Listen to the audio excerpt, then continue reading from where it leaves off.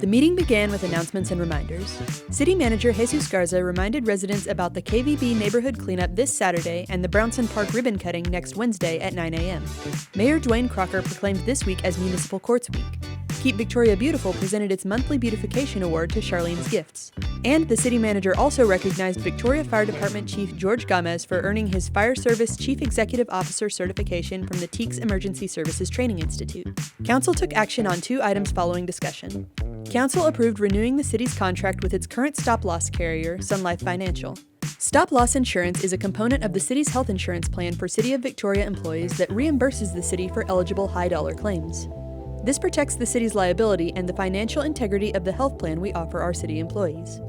Council also approved a professional services agreement with Texas Land and Right-of-Way Company for easement acquisition services along the I-69 corridor, which will allow the city to install continuous utility lines from State Highway 185 to Hill Road and open up this part of the corridor for development. Council also heard 2 city manager reports.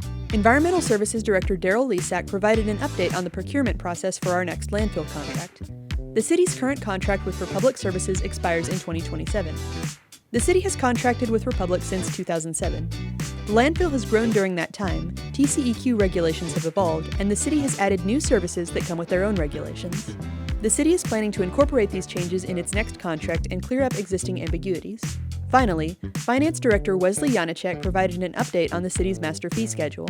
The master fee schedule will be a standalone document listing all the fees and charges for services provided by the city, and will include changes to some of the fees if appropriate. It won't include water/sewer and solid waste fees yet, but it will include fees for multiple departments. Individual departments will present their proposed fees during the next few city council meetings. First, Public Works Director Ken Gill presented the proposed fees for Public Works. The department's fees haven't changed since 2019, some since 2014.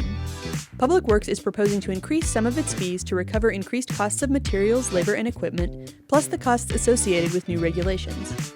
These fees cover the cost of service to the customer and will help the department to continue providing quality services. Finally, Development Services Director Julie Fulgham presented the proposed fees for development services. The department's last wholesale analysis of its permitting fees was in 2014, with some minor tweaks happening in the meantime. The department's policy is to capture a minimum of 70% of its expenses through fees. The department is proposing to increase some of its fees in keeping with that 70% threshold as expenses have increased. The proposed fees also correct existing errors in the commercial, mechanical, electrical, and plumbing permit fee structure.